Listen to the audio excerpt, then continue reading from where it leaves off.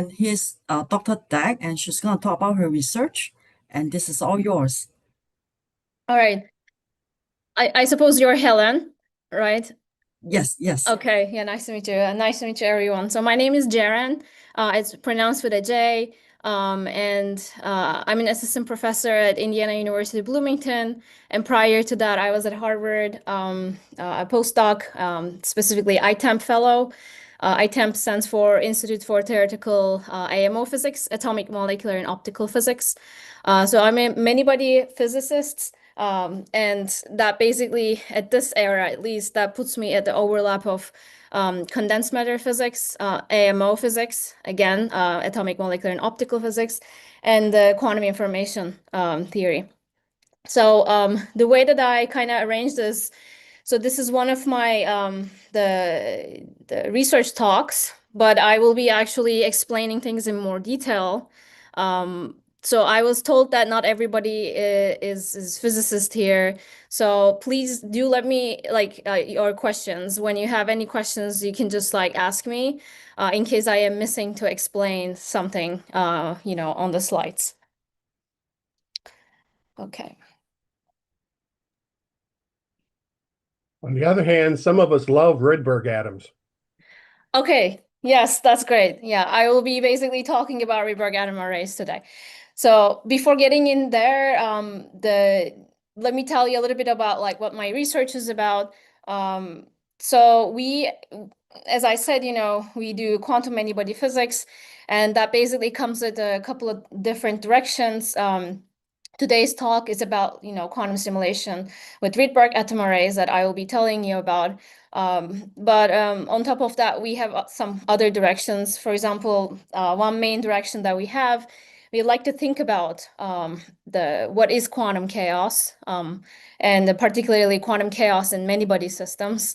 And some, related concepts to that, like how can we define ergodicity in a Hilbert space, and can like quantum systems thermalize, and what do we mean by thermalization? Perhaps a concept that you might have heard of is like related to this like information scrambling. How does the information spread in a quantum system? So we think about these, and probably I forgot to say, but I'm a theoretical physicist who like to use quantum simulators. So anyway, so most of our directions are basically theoretical in that sense. Another direction that we've been actually putting efforts in is the light-induced phenomena in quantum matter. And quantum matter here includes like both like systems that we can realize in quantum simulators, but also quantum materials. So these are basically, we can think about this as like we're shining light on this particular quantum system, and we're trying to understand how shining light like affects the properties of the quantum material.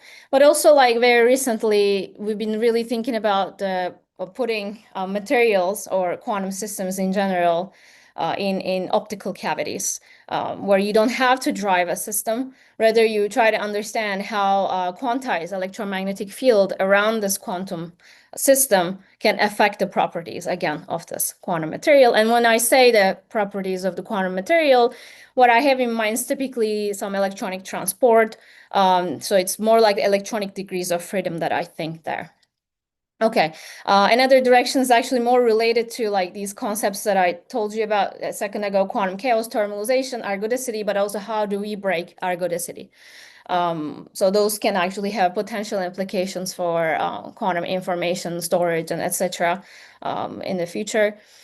We also do theory for certain experiments, mostly quantum simulation experiments, like the cold atoms, for example, loaded in optical lattices, sometimes with superconducting qubits, but most of our efforts is really going to like, cold atoms and optical lattices, and nowadays expanding to cold molecules because of some collaboration opportunities here at IU.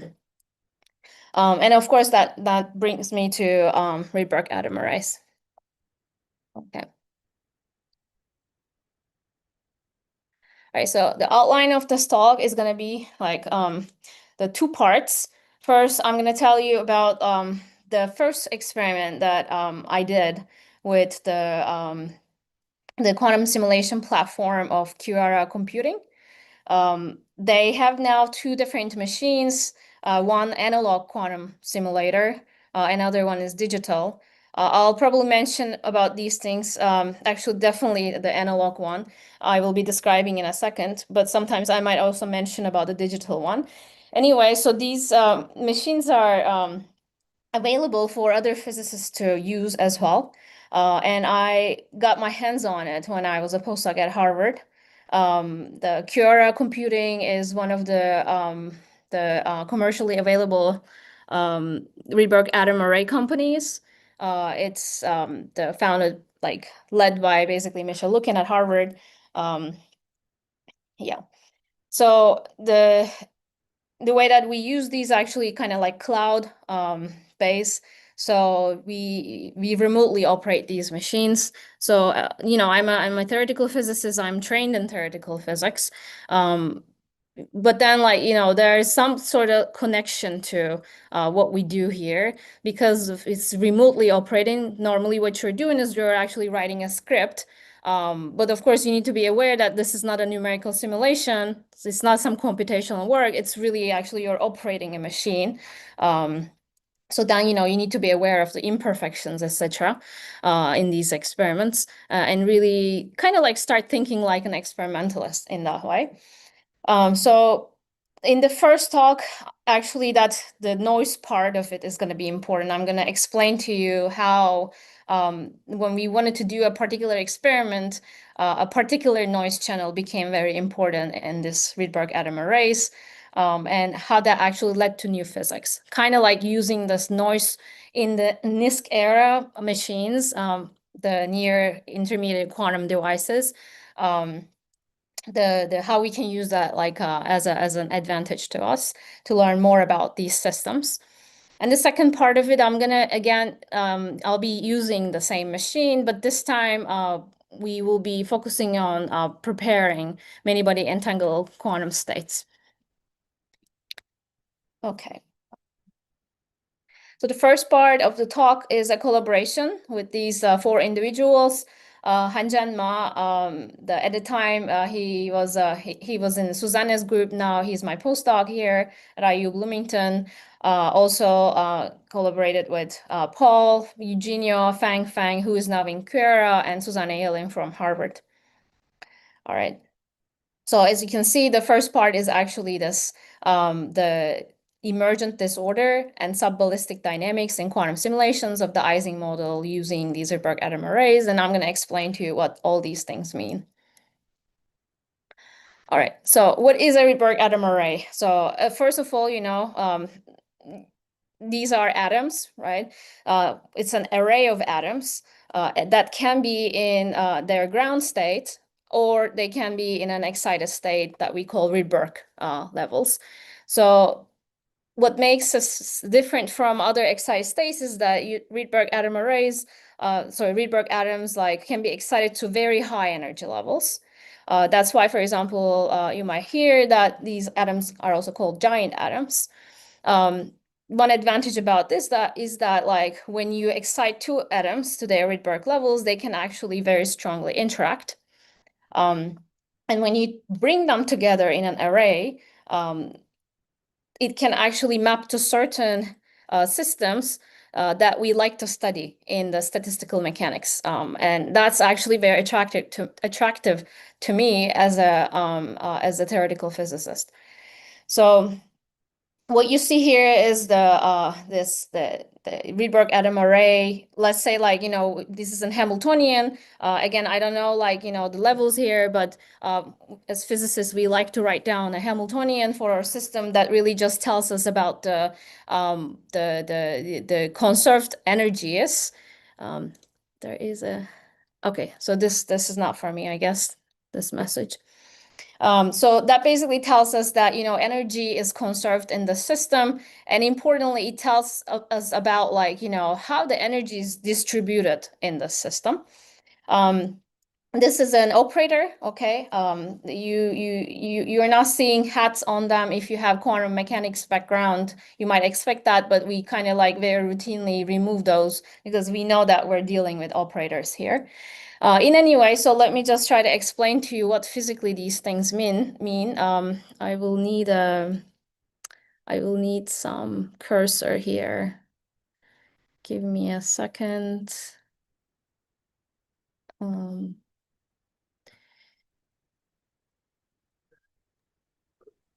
quick question, by C6, you mean the isotope C6, or do you mean 6 carbon atoms? So C6 is the interaction coefficient, which changes depending on what Rydberg species that you use. So you can see that that value there is actually measured value. Is there any other question, or is that clear? Yes, I'm trying to find a. By the way, since I misunderstood, what is the actual type of atom that you're using in this? So this is basically it's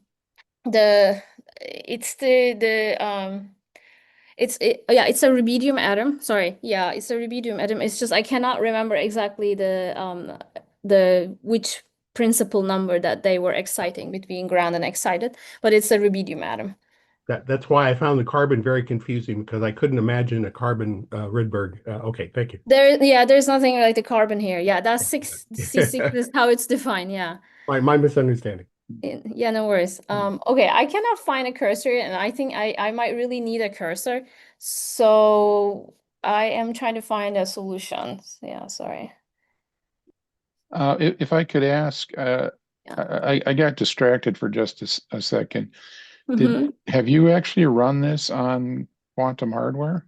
Yes, exactly. So this talk is about that. So you're running it on QuEra or a different? Yes, I am using basically QuEra's analog machine, which is called Aquila. Yes. Yeah, so both of these two parts of this talk is basically going to be the experimental data coming from there, and a lot of it, like how we make sense of it with our theory. Okay. All right. I'll have more questions for you when we get towards the end. Thanks. Sounds good. Yeah. Okay, I found some annotation here. At least maybe I can use this.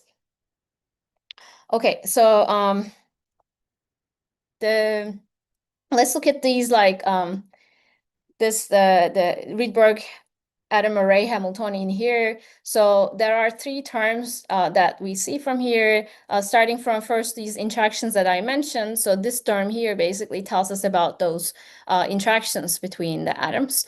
The Ni here stands for the number operator, and for the Rydberg excitations, basically. What we see from here is like, it's a van der Waals type of interactions. That means when you have two atoms next to each other, their strength, the interaction strength, is inversely proportional to the distance between them, but the sixth order of that distance. So that's why it's like we would say 1/r to the sixth type of interaction. That is like van der Waals type of interaction.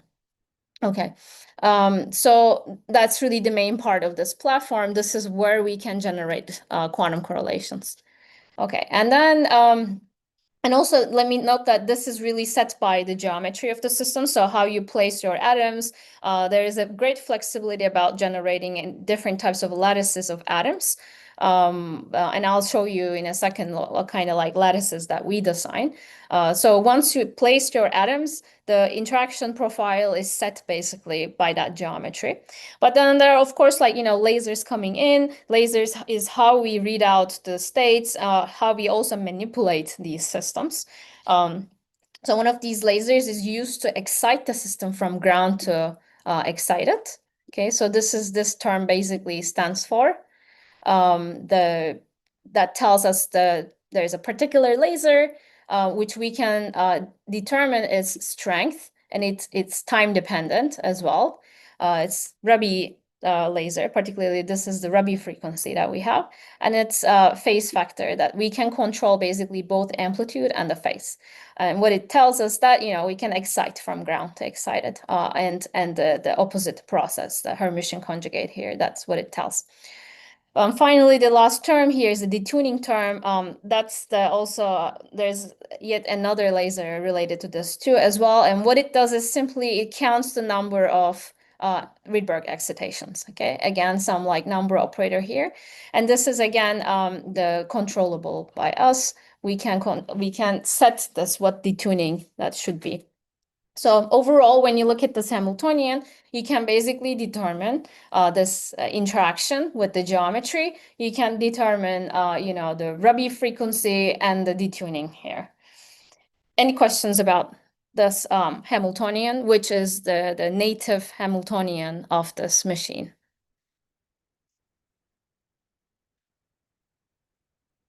Okay, so I already told you why this is interesting to me. It's interesting to me because it actually maps to a particular model that we called mixed field Ising model. Overall, it's just like, in the family of Ising models, and that is like one main model in statistical mechanics that is like very fundamental to our understanding.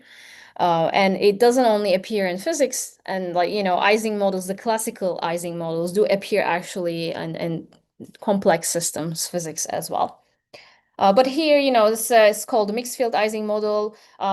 So what that means is these interactions, the Rydberg interactions that we talked about, map to these Ising interactions. Also this one here. Okay, so these two basically is mapping here. The way to think about this is, again, we're writing down a Hamiltonian, and again, these are operators, but these are what we call Pauli operators now, because this is basically, we took this like very complex Rydberg atom, which have lots of levels, but because we're focusing on ground and this Rydberg excited level, we can think about this as like a qubit, right? We can think about a ground and excited, just a two-level system, basically. So then it also means, there's a spin algebra that comes with it, and we can basically write this like Hamiltonian in terms of these spin operators. So the Pauli spin operators, spin 1/2 or two-level system operators, is written when there are basically, a Pauli operator in X direction, Pauli operator in Y direction, which doesn't appear in this particular Hamiltonian, and then Z direction. Okay. So what this tells us that those van der Waals interactions are mapping to ZZ type of spin-spin interactions. And you would see here, like, R plus 1, that just means that the nearest neighbor atoms are interacting. And then you will see R plus 2, that means next nearest neighbor, the levels are interacting. And that happens because, again, this is a van der Waals type of interaction, is 1/r⁶, okay? So in principle, you can keep adding R plus 3, etc. But, because of 1/r⁶, these are really suppressed at some point. So you can actually cut this and then effectively write down these spin Hamiltonian. Coming back to the other terms, for example, this the Rabi term that we were talking about, the one that's responsible for exciting the atom to the excited state, this actually maps to this what we call transverse field term in the Ising model, and that basically maps to X, and then the detuning term maps to these Z field. And that is the longitudinal. Okay, so this is a transverse. Why? Because the interactions are in Z direction and the field is in X direction, so it's transverse. And this one is a longitudinal field because it's the Z field, basically. Okay, so what I'm basically showing you here, I'm not showing any like mapping equations, how we do this mapping, etc. I'm just telling you that there is an exact duality between the Rydberg atom array and this, Ising picture that we write down, and it's totally a spin model at this moment. Right. Okay, so yeah, if you have any questions, yeah, please do ask me. Okay. Now I'm gonna move on. Oh yeah, okay, I found this. Great.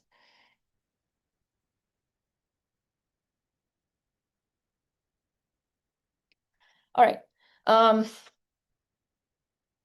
So The particular Ising model that I just described to you is actually a family of Ising models.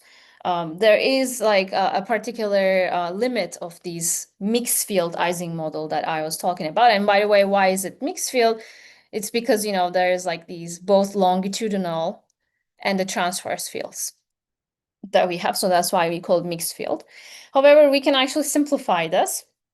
And we can go to a particular Ising model that we call transverse field Ising model that requires this longitudinal field to be 0. So we want to guarantee this term here is removed to make sure that to be able to do that in a Rydberg machine, we need to basically fix the detuning to a particular value, which we call this Ising detuning. The Ising detuning can be like explicitly written in terms of the interaction strength, spin interaction strength, and some parameters here. Sorry, some values actually, not even a parameter. Okay, so that means if you actually want to operate your Rydberg atom array in a particular limit, you can basically map that particular limit to what's called this transverse field Ising model. And in that case, we remove this longitudinal field. What we end up is just like Ising interactions and a transverse field on it. And meanwhile, from the mapping, we have these mapping equations. The Ising spin interactions can be written in terms of that C6 coefficient that comes from the Rydberg atom that is used in your experiment, and the distance between your atoms, A. I will be calling this a lot as lattice distance because, atoms, where you put your atoms actually determines your lattice. And then the transverse field here is determined by the Rabi frequency. Okay, so basically by knowing this Rabi frequency, you can also know your transverse field in the Ising model. You might ask me now, like, why is this interesting? This like transverse field Ising model. Okay, so it is interesting from many different perspectives. First of all, it is even more fundamental to our understanding in statistical mechanics. I will mention like specifically 2 motivations here why I like to map. I like to find what are the operational limits of the Rydberg atom array such that I can realize this transverse field Ising model on this Rydberg atom array. One of them is the lowest energy state, which we always call in physics the ground state. Okay. So this is actually how we determine whether a system, a quantum system, is in a particular phase, in a phase of matter. So it also goes under like, doing equilibrium studies, basically. When we say that a system is in a ground state, we know it's an equilibrium. And we look at certain orders in this, the ground state that actually helps us to understand the system. And in the transverse field Ising model, we end up having an ordered phase, either a ferromagnet or an anti-ferromagnet. In the Rydberg atom array case, this is an anti-ferromagnet. And what I mean by that is you have, if you think about the simplest anti-ferromagnet, you have spin up or down, right? Normally in this particular system, because there are 2 levels, spin up or down. In the anti-ferromagnet, you basically have an up, down, up, down, up, down type of like pattern. That's what we call an anti-ferromagnet. And transverse field Ising model has this phase and shows like what we call order parameter associated with this phase that can actually tell us how ordered it is, the ground state, how ordered the ground state is. And then it goes through a phase transition to a paramagnet where there is no such specific order. Okay, so that's what a paramagnet is. Of course, these are all quantum paramagnets, quantum anti-ferromagnets, etc. Right? So that means they can be in superpositions of allowed states. And that's what makes them also very interesting compared to their classical counterpart.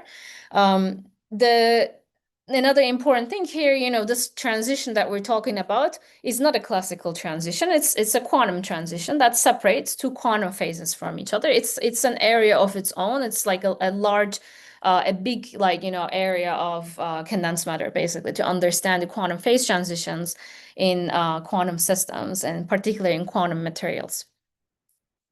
Okay, in this particular case, we just mapped this Rydberg atom array Hamiltonian into an Ising model, and particularly we found the mapping equations such that this Ising model reduces to a transverse field Ising model. And that actually gives us a particular transition point between the ordered phase and the disordered phase, antiferromagnet and the paramagnet. And another thing here is, of course, so we call this you would see that this transition is in the transverse field strength, Hx. That is the control parameter. Anytime we talk about a phase transition, we have a control parameter that we can sweep through, and that helps us to transition from one phase to another phase. Okay, and in this particular case, we know how to write this transverse field strength in terms of the machine's parameters, like the Rabi frequency and the lattice distance here, and then the C6 coefficient. Okay. Any questions? All right, so the one motivation that I mentioned to you about the transverse Ising model was the ground state physics, the lowest energy state, basically, how it can be ordered, how it can go through a phase transition to some disordered phase. But it is also very interesting. This model is also very interesting from its like non-equilibrium physics. So when we talk about non-equilibrium physics, especially this is a non-equilibrium quantum physics, we need to think about like two parts. First of all, there is some initial state that we start, or dynamics, and then there is some like Hamiltonian that we are evolving this initial state with. Yeah, you might hear that this is also a lot of times called a quench experiment, where basically starting from an initial state, we're quenching from that initial state. That means we're really just evolving under this Hamiltonian. In this particular case, with this machine, what we will think, we're preparing some initial state, and then we're going to evolve that state under the Rydberg atom array Hamiltonian. And in this particular case, I am again operating the machine. I am planning to operate the machine on this transverse field Ising model limit, where the Hamiltonian just reduces to this simple spin model. If I think about this problem of like, starting from particularly a all spin down state, written here, which corresponds to actually starting all my atoms are in the ground state. There are some very interesting, predictions that I can make already, like theoretically. And in fact, like some of these predictions we can do analytically, not just like computationally. One of them is, we can ask how will the bipartite entanglement entropy will scale with time. Here, basically, when I say entanglement entropy, what I think, like I have the state of the system, and I make a cut in the at the center of the system, and what that means is, I just take a partial trace over half of the system.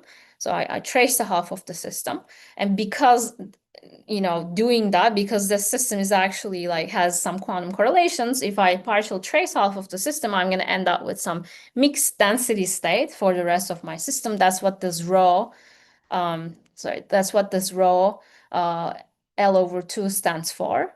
And then I can compute the von Neumann entanglement entropy by basically taking the log of this mixed density matrix, multiplying mixed density matrix with that, and then taking trace from the entire thing. Negative of this gives me von Neumann entropy. And then I can ask, okay, if I do this, how is the entanglement entropy going to scale with the time? And it turns out that, if you do a simulation for this, for example, this entanglement entropy should linearly scale with the time. What that means, we really know all these mean actually physically. That means the state has a volume law entanglement. And because this is a chain that right now we've been talking about just a chain physics, so one-dimensional physics, meaning a chain of atoms. As we increase the system size of this chain, and as we do this process of, cutting the state in half, basically partial tracing the half of the system, and look at the entanglement entropy, that should basically grow linearly. Okay, so linearly in the system size. That's what it means, volume law, entangled state for a one-dimensional system. And we see the signature of it in times as a linearly increasing entanglement entropy. Okay, and then the second observable when we do this kind of non-equilibrium experiment is correlations. Okay, so particularly the connected correlation functions in the z direction here. What this tells us that how like so let's think about like this. We are starting the system from all down state, right? And then we're evolving the system with some Hamiltonian. What that does is actually pumps some energy into this system, and that excites actually some what we call quasi-particles, or just think about like an excitations. And these excitations like to go ballistically away from each other in this quantum system. And that's exactly what this figure here shows us. The propagation of those excitations can be actually captured with these connected correlation function, and we can plot this, and we see basically, there are correlations within like under these like red curve here. And then there are basically no correlations above it. And that's the reason why we call these a light cone figure. So this is really like similar to light cones that you might have seen in like relativistic physics. But of course, we're not doing relativistic physics here. We have just non-relativistic particles, regardless, because we have a lattice geometry, which is like locally connected. Like if you look at the graph structure of this lattice, it is basically a locally connected graph that actually gives rise to an emergent the light cones, in particular a linear light cone in this case. Again, it says exactly the same thing that we learned in relativistic physics, which is basically, there is a speed bound, how fast these excitations can move. Of course, it's not going to be the light cone, because sorry, it's not going to be the speed of light, because we're not dealing with relativistic physics here. However, there will be some like speed bound, and this is exactly what these light cone here specifies. What is that bound? That means excitations cannot actually pass that like speed bound. Okay. So this is basically, this tells us that these excitations propagate ballistically. In other words, like giving us these linear light cones between distance, y direction tells us the distance, and the x direction, the time.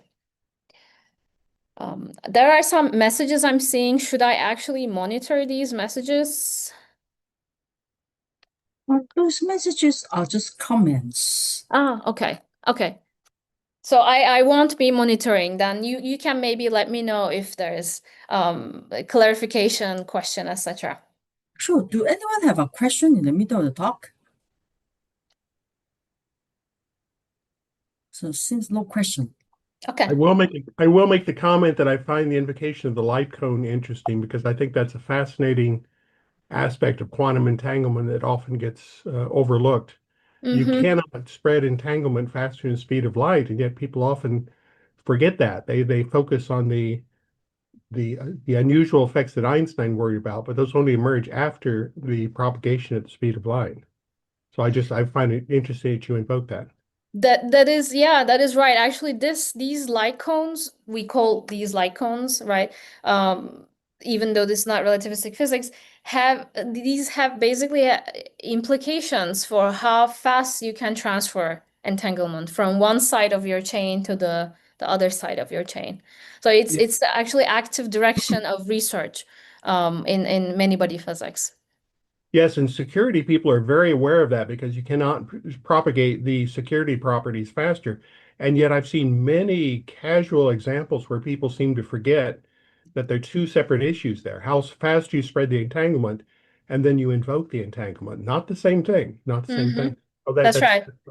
That's right. Yeah. So preparing a particular entangled state is the different thing from like how you are the spreading the information, quantum information, or a state with quantum correlations. Hence, quantum entanglement is indeed different. I'll mention the most pointed example is Everett did not pay any attention to the spreading issue in his dissertations. He simply assumed that once you have an entangled pair, that it instantly spread throughout the entire universe. But that doesn't actually happen. All forms of actual entanglement require propagation periods. So it's one of the most striking issues that I found in going through his dissertation. So Yeah. tangent, sorry.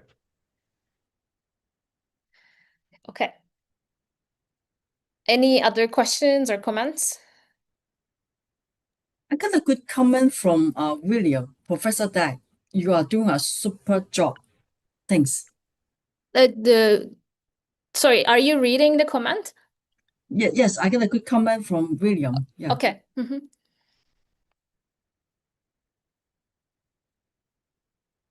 Okay.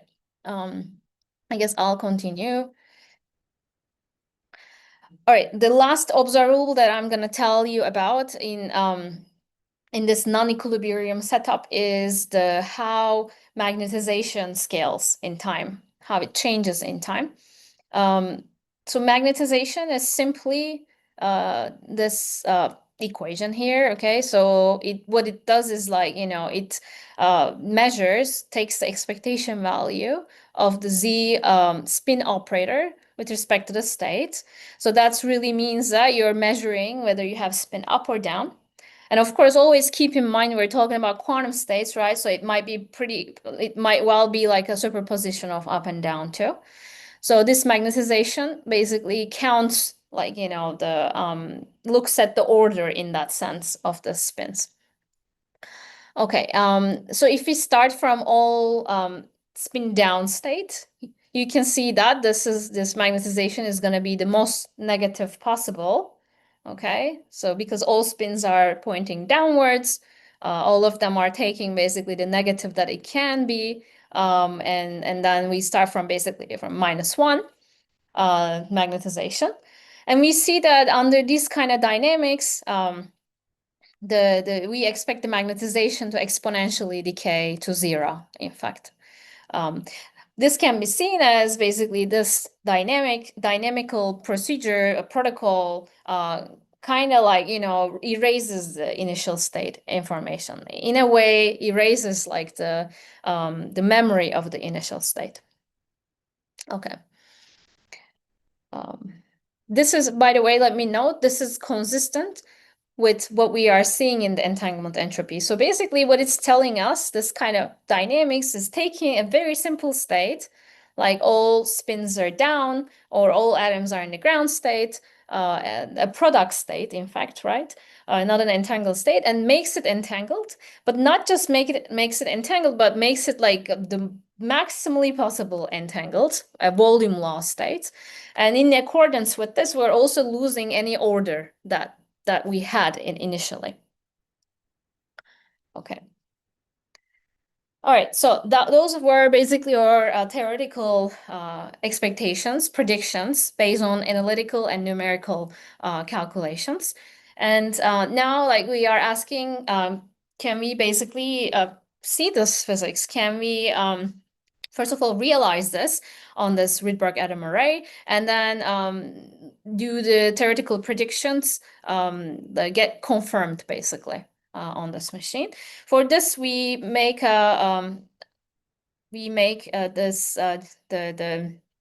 we basically make this lattice of atoms.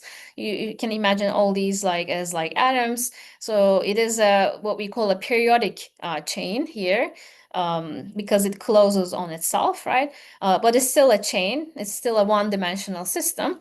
And in the first experiments, we're setting them as 9 micrometers apart from each other. And then, every experiment is actually dynamic, right? And then we are particularly interested in actually probing quantum dynamics here. So then what is our pulse sequence? We can we can control basically the, Rabi frequency and the detuning, as I said before, and this is our particular pulse sequence. This very simple pulse sequence, but what it really does is this quench protocol that I was telling you about. So basically simply, start from a state where all the atoms are in a ground state, which is this case here indeed.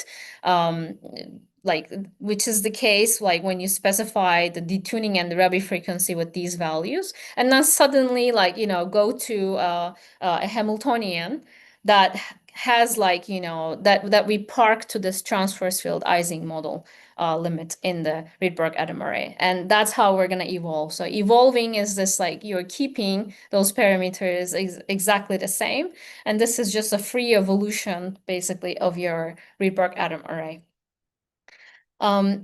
After doing this experiment, what happens is, okay, maybe I can tell this a little bit in more detail, right? So the experiment starts with this very simple state, and then we apply this pulse sequence. So we evolve basically the experiment under these pulse sequence, and then it stops, okay?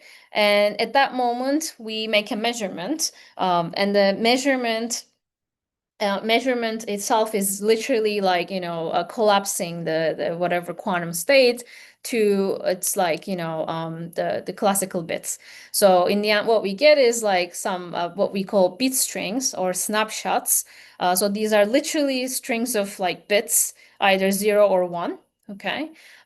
What's of course important is to sample this many times. So hundreds of times, and sometimes we need thousands of times sampling here, such that we can reconstruct the quantum state itself. Okay, so that's what I mean basically, the readout process. So when we get these bit strings, we do certain post-processing and error mitigations to it. And these are all basically very standard way that the experimentalists do. So these are the things that we learned as theorists, for example. Okay.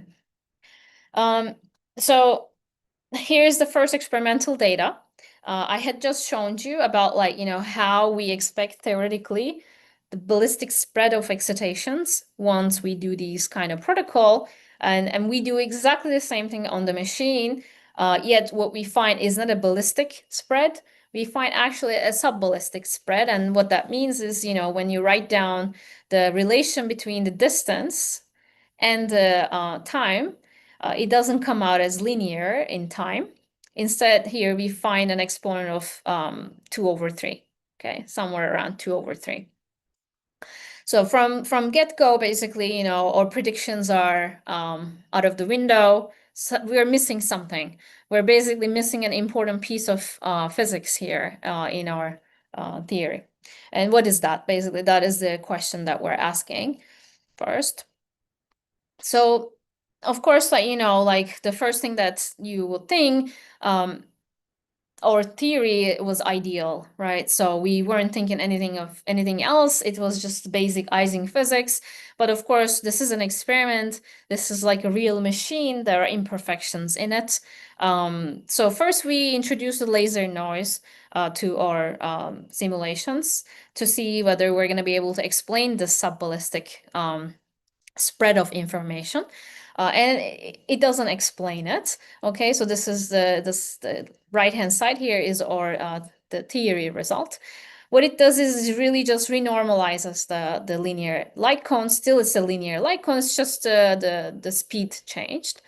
Only after actually when we introduce the atom motion into our theory, we start actually seeing the sub-ballistic light cone coming. And in fact, it's a pretty good, the exponent, when you look at the exponent, it's pretty close actually. So what do I mean by atom motion here? So, we kind of assumed when we model something in theoretical physics, we assume a lot of things. And it's part of the job is actually keeping track of your assumptions. And the one thing that we assumed in this picture was that as if atoms were kind of frozen in their spaces, which is not correct. First of all, these atoms are kept in tweezer traps, Basically, these are like certain, you can imagine like literally a tweezer, but like with light. So basically, because of the light matter interactions between your atom and then the light field that you apply to it, you can actually keep them in anywhere. By just moving these laser, you can also move them around, and this is exactly the important part of these digital machine now, like how they do the gate operations in the Rydberg atom arrays, like in the company, the QuEra Computing. Anyway, coming back there, how the analog machine works, you bring them together into any type of like geometry that you want to do. But once the experiment starts, you actually turn off those tweezer traps. Hence, atoms like are not really held in place with any other like laser there.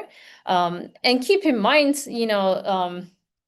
there are always quantum and thermal fluctuations for these atoms because atoms are quantum particles. In this particular case, we're really focusing on even just the thermal fluctuations, and those are actually those are actually motivated by the fact that they were held with this tweezer trap initially, which brings like an effective temperature to these atoms. It's around like 15 to 20 microkelvin. And from there, it's actually easy to assess, like, how much motion this is going to create for my atoms. So in other words, what's happening here, that these atoms are like, not just standing in their place, they can actually move around because of the thermal fluctuations. And on top of it, when we initialize the lattice, there might be actually certain initial positional uncertainties with them. So we integrate all these basically classically into our quantum simulations. And that gives rise to this basically reproduction of the experimental result. And what it teaches us that atom motion actually becomes here very important to explain the quantum many-body dynamics. Yeah. We can also, yeah, yes. Could I just comment that another source of instability with the optical tweezers is they only have a certain precision as to how accurately they can position that is the right. atoms. So it's not an absolute coordinate. So that can add error to the system. That is right. Yeah, so there are basically two sources, and one of them is exactly what you said. We call this initial positional uncertainty. So basically, it's never like a clean lattice in that sense. That means like it's never like equally placed atoms from each other. But on top of it, there is also like they can the motion of the atoms. That's the second one. Actually, I got two questions on YouTube. The first question is, the ground state determination is done by evolving the Hamiltonian. So why is it different from the adiabatic revolution? What would be the difference between the adiabatic evolution? Okay, so let me answer that question first. So with the adiabatic evolution, you don't actually like evolve a state with with the evolution operator that we write down. So here, when I say quench dynamics, that's exactly how I'm differentiating it from the adiabatic evolution. Okay, so this is like mathematically, you have a state and you apply a unitary to it. In this particular case, we write down our unitary from our Hamiltonian, which is time independent. So it's very simple, actually, how that unitary is written. This entire like procedure is called quench dynamics. And that helps us to push the system far from equilibrium, okay? Adiabatic evolution is the other side of this spectrum, where adiabatic theorem holds. That means you have to be moving your state, evolving your state very slowly, and that's not going to be actually just applying the unitary that we are writing down in this experiment. And the same person asks another question: is this transmission or entanglement be differentiated between quantum computers, and does it limit the utility? Mm. Um, this is a good question. So definitely we're generating entangled states here with these quantum dynamics. And I do find the quantum dynamics is an important the application of quantum simulators. And partially the reason is it's actually harder to accurately model quantum dynamics compared to just determining, for example, the ground state. We have many more computational methods, very strong computational methods to determine ground states.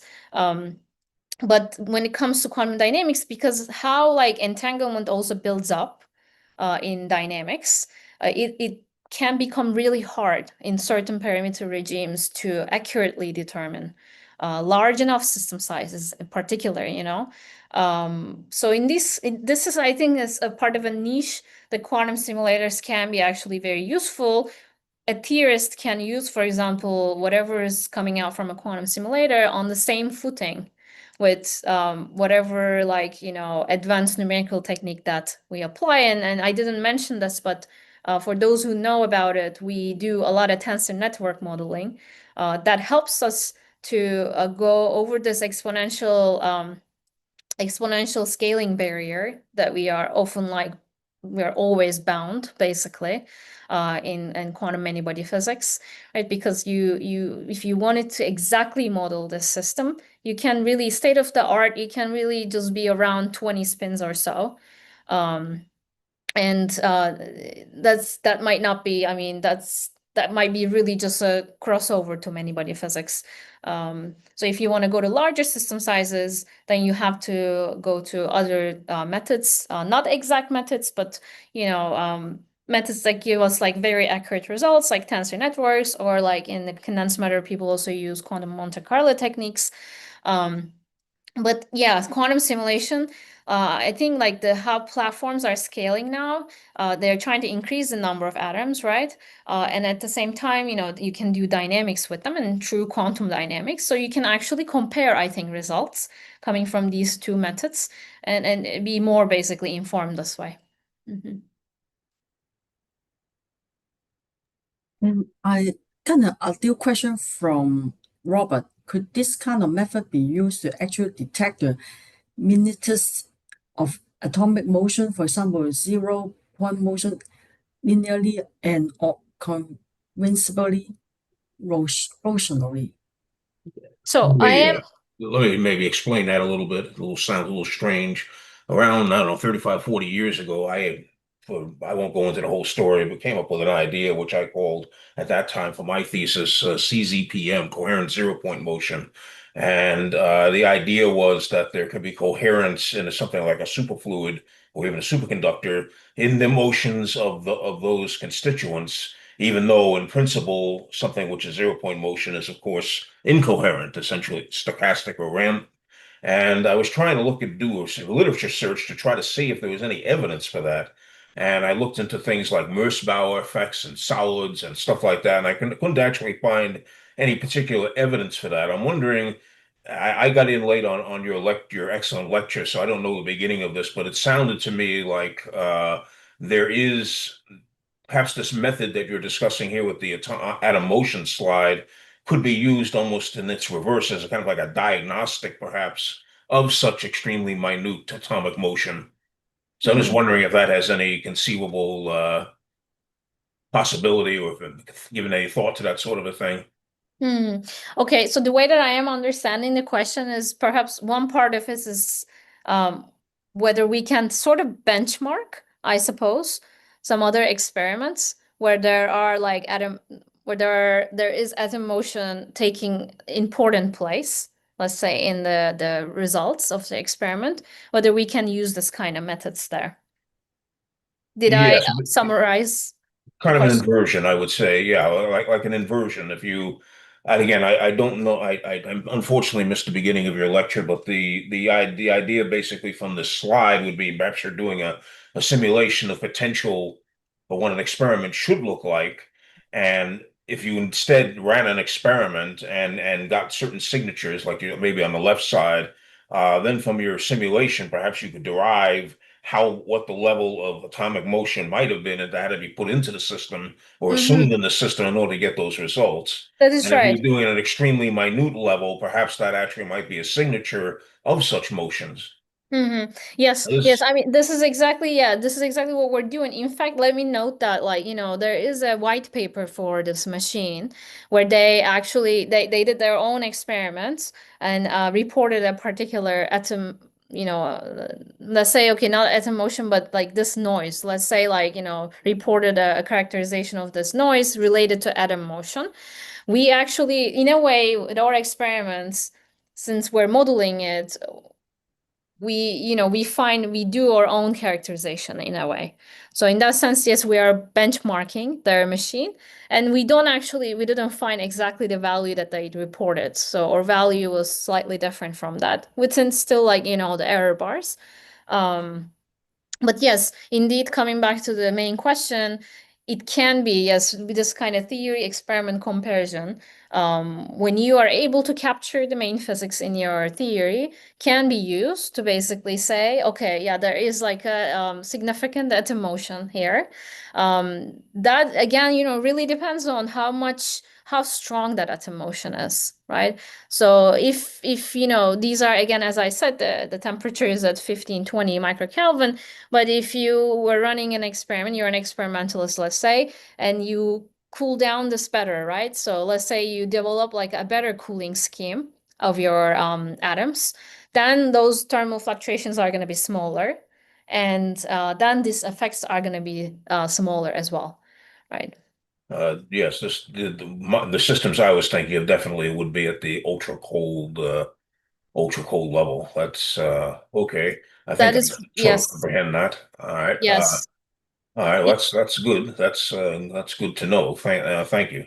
Mm-hmm. Yes, you're welcome. Yeah, indeed. Like if you go to nanokelvin scale, which is what we use for cold atoms and optical lattices, we expect these effects to be very like the minute. Yeah.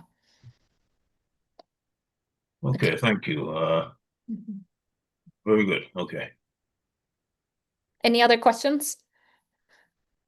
There's a question from Terry Bollinger. Ballistic electron motion is possible at room temperature by stressing certain lattices. Is there any coronary manipulation of these systems? Okay, I didn't understand exactly, but there is no electron motion here. That at least the electron motion is not affecting the physics that we're dealing with here. It is atom motion. Can I maybe hear the rest of the question again? Oh, what I was really getting at is just the fact that you're getting into ballistic domains in the case of electrons, and I realize you're not talking about electrons here, you're talking about quasi-particles.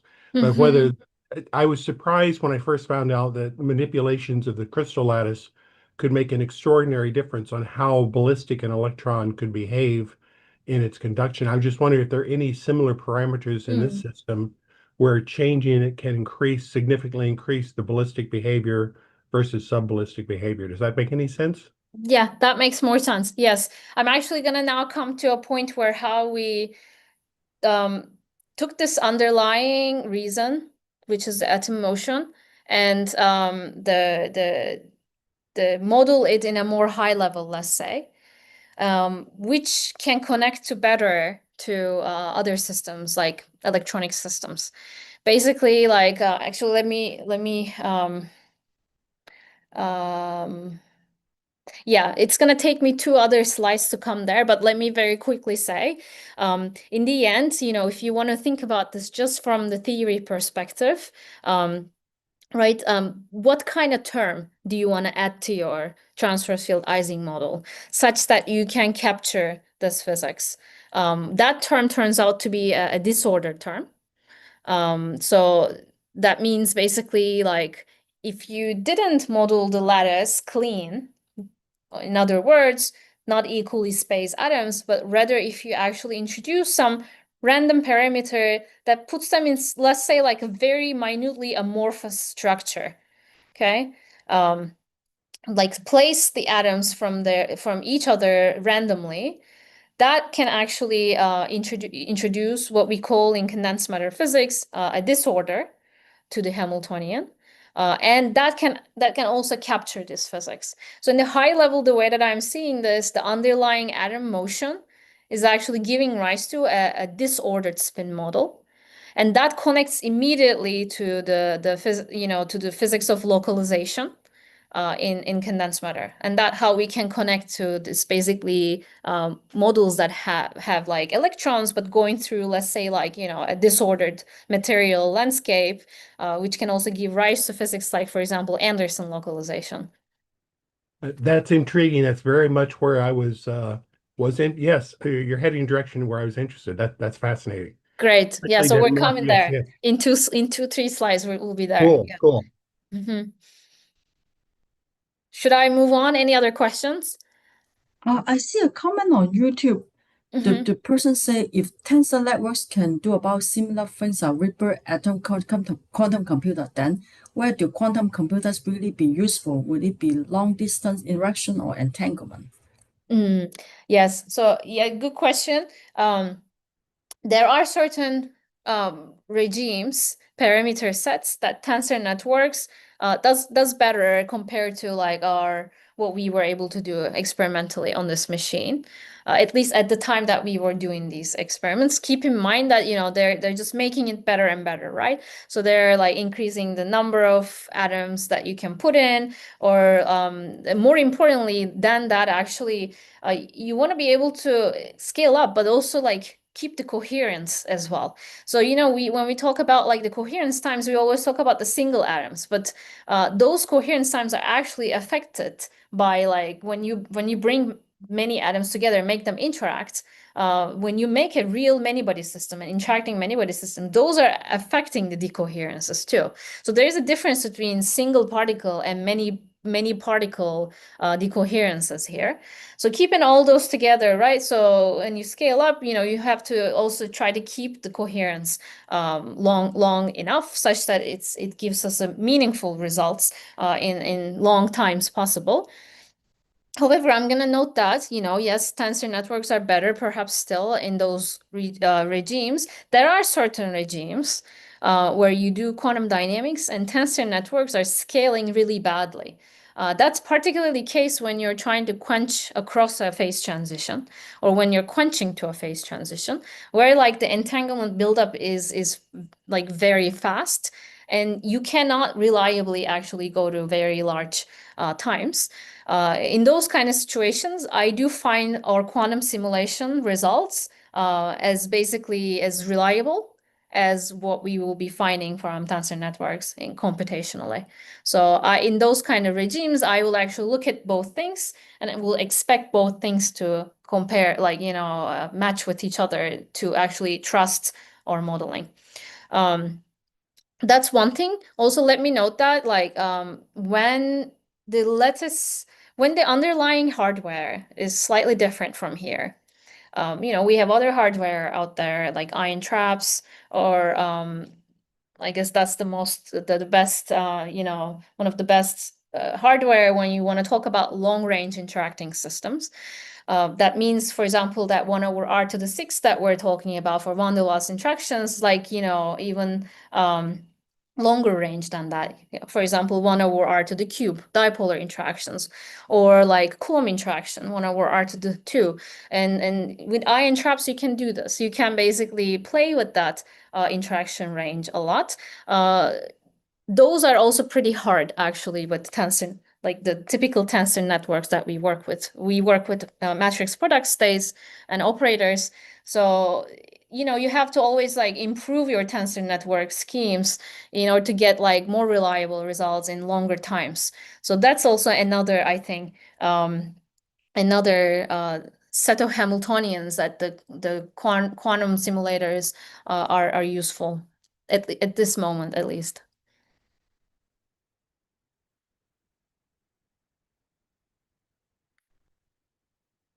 Okay, should I move on? Yeah, sure. Are those any questions? Okay, so how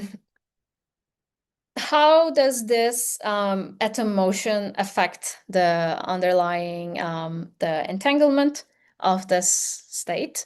that we're generating. So there are two quantities here. Left side is the entanglement entropy that we define. Right side is a Fisher information density that we define based on the magnetization of the system, assuming the state remains pure, which does definitely break down at some point in time, okay?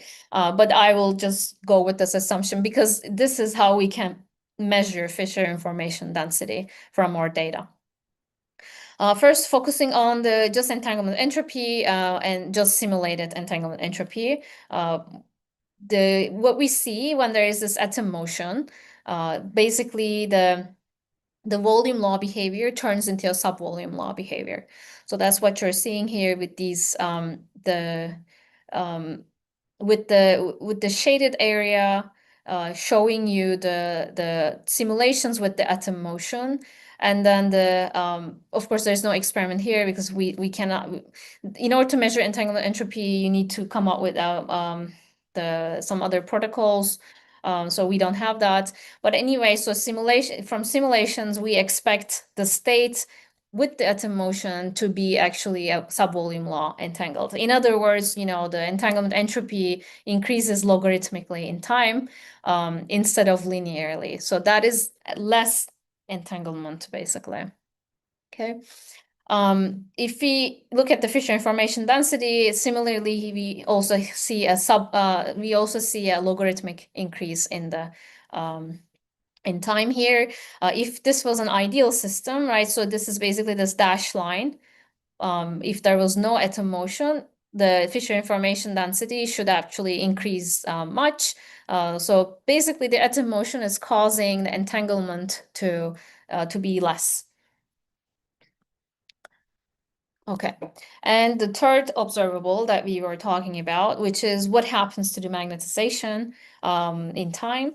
So instead of exponential decay, now we are seeing that the magnetization actually saturates to some non-zero value. So in other words, this initial memory of the magnetization is partially retained. Okay, we're not losing that magnetization, initial magnetization. So conclusion altogether, when we look at these light cones, entanglement measures, and the magnetization in time, what we're seeing here is actually a slowing down in the many-body dynamics. And that's exactly because this disorder, random disorder that emerges due to this underlying atom motion, and that gives rise to a form of localization in this many-body system. And one can see this is actually as ergodicity breaking in the system. So instead of ending with a system that erases the initial information completely, like the magnetization, for example, you can retain it. And that's because, now you have a random landscape, let's say, and information can actually get stuck in this landscape, and you don't spread the information as fast as before. Okay, so now that brings me this how I understand this as a theorist, how I can write down a minimal effective model that can explain to me this particular limit of the Rydberg atom arrays, right? So when I want to go and study, operate this machine in that particular limit, this is the model that I will be writing to understand it. And that actually turns out to be adding this, what I was calling a disorder into the Hamiltonian. Instead of having just a single values in your Hamiltonian, now you have to introduce basically, you have to accommodate the differences between your, the distance differences between your atoms. And that is accommodated with introducing an R subscript to my interaction strength here. You can understand why this has to happen is because, again, think about this ring that we've been talking about, and in the experiment is a rectangular ring, right? So instead of, if atoms are not placed from each other with exactly the same distance, but if there's some differences basically because of the random motion that they're going through and the initial positional uncertainty, then those are going to affect the interactions between them, because the interactions between my atoms depend on the distance. Hence, what you're going to end up is a set of like, randomly distributed interaction strengths. And that's exactly how we are modeling. We're basically saying these interaction strengths can be modeled from the Gaussian distribution, where we are deriving what the mean and the standard deviation of this Gaussian distribution should be based on the, Rydberg atom array, the parameters.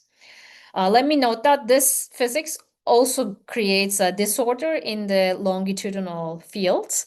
So keep in mind, this is a transverse field Ising model limit, right? So we actually had removed this longitudinal field completely, but because there is an atom motion, we cannot exactly remove it. Instead, there is now an uncertainty to it, which we also model from Gaussian. So the mean is 0. That's where you want to be. But because there is an atom motion, you can never be exactly at that limit.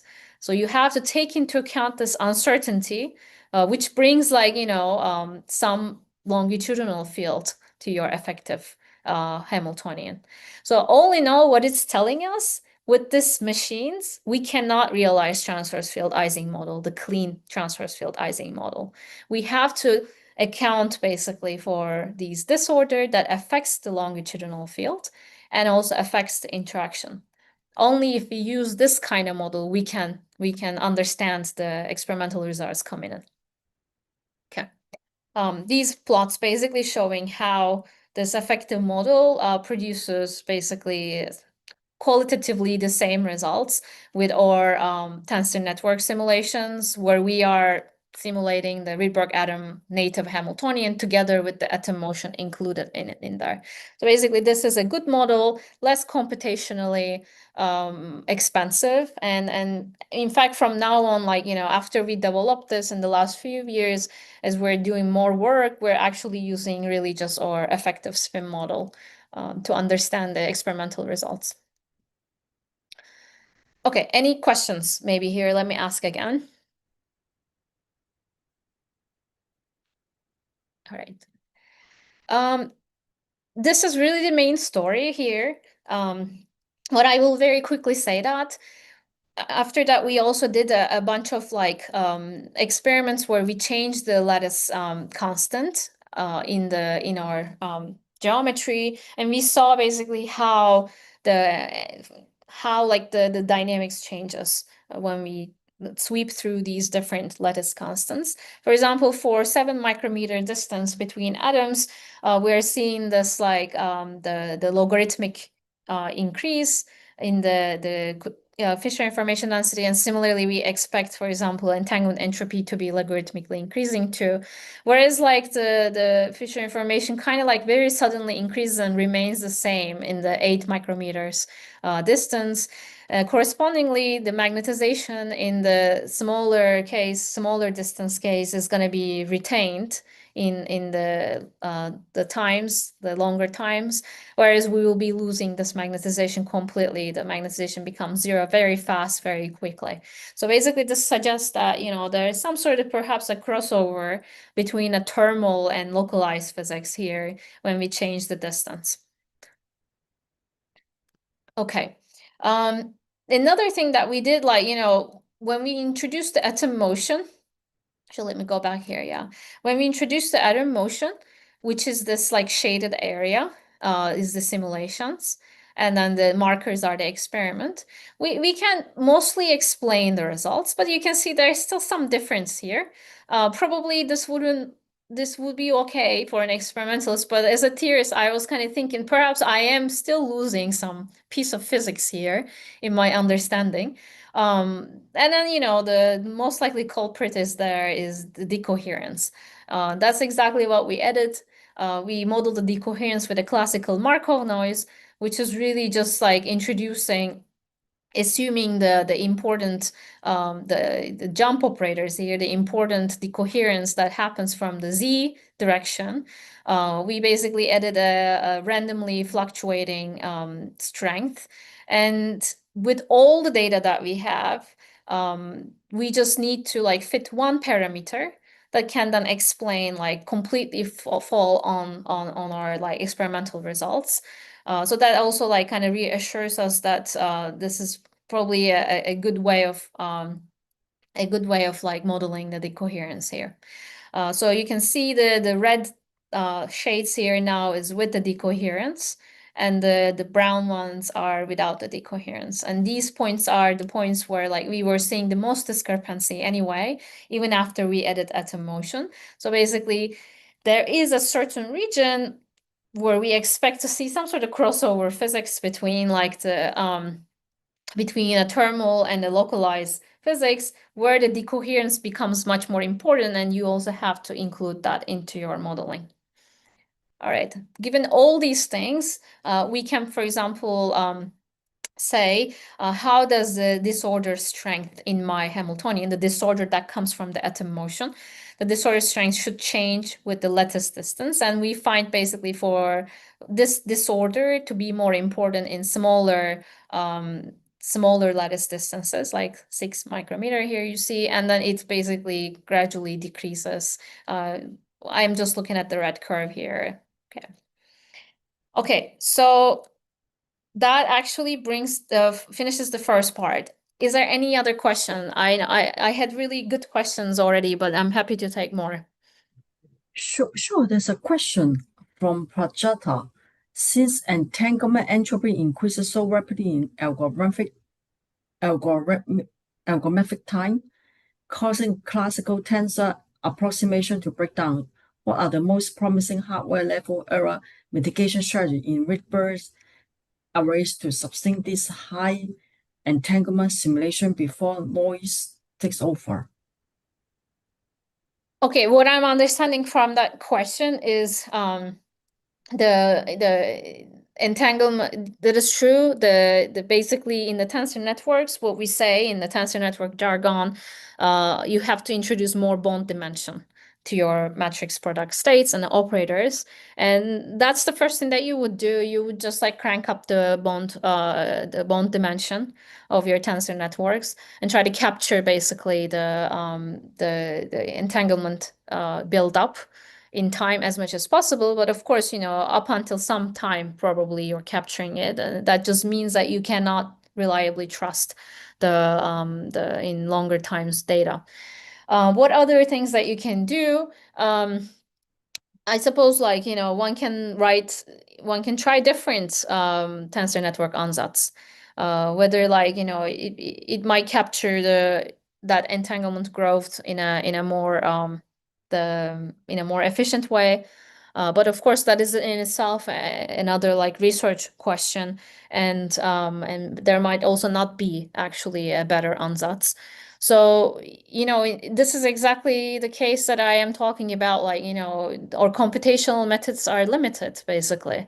When it comes to like a very rapidly growing entanglement in time, this is exactly where quantum simulation is important. In telling us actually what's going on in the physics, like really helping us to discover basically in that sense.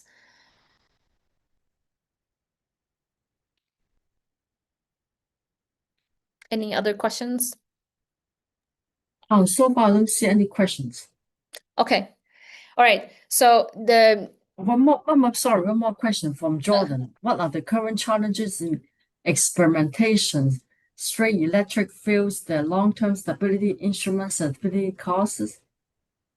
Okay, probably an experimentalist should answer this question.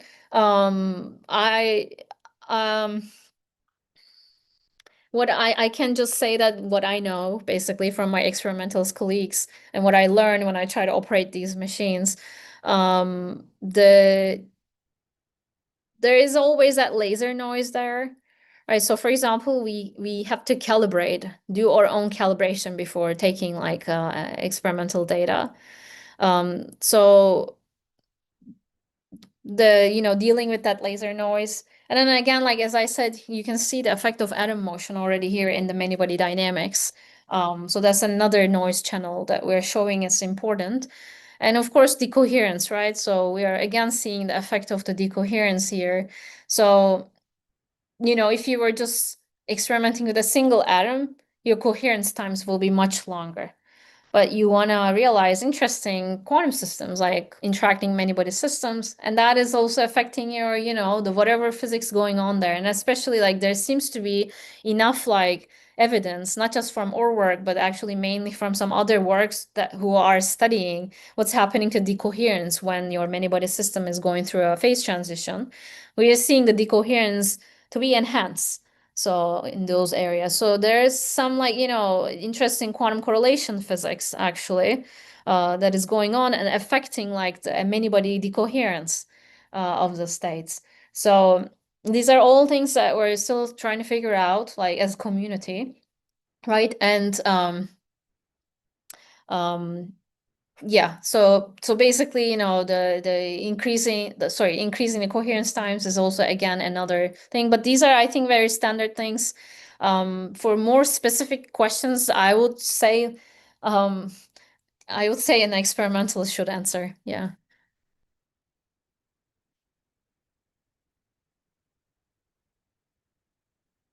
All right. So I guess like I have half an hour now, right?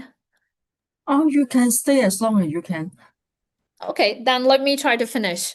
Okay, so that finishes the first part and brings me to the second part of my talk, which is in spirit is pretty different. Of course, because we're doing these experiments, it's always like some dynamics. But in this particular case, we're trying to be adiabatic in our dynamics because we want to prepare a certain entangled state called W states. And we want to do this through basically making use of the many-body physics. So this is a collaboration with Fabio Francini's group in Europe. So those people include Alberto, now a postdoc actually in Italy, and Gianpaolo and Marco. So they bring basically the expertise in like the what we call frustration physics that I'm going to explain in a second, and we basically kind of like the combined powers here to use the machine to prepare these like W states. Okay, so first, like let's think about these kind of ring again. It's a one-dimensional system that we're talking about. And let's think about a ring with an even number of atoms. That's what you're seeing here, basically. If you cool down to the ground state of the Rydberg atom array, which is an antiferromagnetic ground state, and as I explained before, this actually leads to a many-body entangled state. It's a GHC type of entangled state. So what do I mean by GHC? It's also goes under the name of cat state, right? So you end up basically having a superposition, a very fragile superposition of two macro states, which is either all of your atoms are in a ground state or all of your atoms are in the Rydberg state, okay? So this is a many-body entangled state, okay? And it is an active topic of research, how you can actually prepare these kind of many-body entangled states. In this particular case, of course, because this state is the ground state of the Rydberg atom array, you really want to just like cool down to the antiferromagnetic ground state, then you can actually prepare the state. And this is exactly what it was done in Misha's lab back in 2019. They used the Rydberg atom array to like, cool down to its ground state, and from there they infer like how it is actually like truly a many-body coherent state, or you can look at the fidelity basically, how the fidelity has to be beating the 50% here, for example. Okay, so the question that we are asking is actually, let's take the same ring of atoms but make it odd number, like instead of even number of atoms. Now if we have an odd number of atoms, would the physics remain the same or it changes like significantly? And in fact the physics changes significantly. because you have an odd number of atoms that are trying to be in this antiferromagnetic ordering, which is marked with these spins, like up, down, down, up, etc. goes like this, right? Because you have an odd number of atoms, you end up like, necessarily a region in your chain where two up atoms have to be right next to each other. So basically, you cannot have this AFM, antiferromagnetic ordering, without the frustration. This is called basically the frustration physics, the basis of the frustration physics. And in the case of, quantum systems, we might actually very well have not just this particular region frustrated, but it could have been also here or here, like, it could have been in anywhere in the chain. And that's exactly like what gives rise to a superposition of these frustrated regions. And that is equivalent to actually what we call a W state. So in other words, a state that we're writing down like this. So if you imagine the existence of a frustrated region as like a 1, you have basically an excitation 1, and then the rest is basically trying to be in the antiferromagnetic ordering. And then that frustration region can be actually in the next place, and this gives rise to this kind of component. And as I said, it got to be a superposition of all of them. So that suggests that basically, if I am cooling down this many-body system of odd number of Rydberg atoms to its ground state, I actually should end up with a W state instead of a GHZ state. Okay.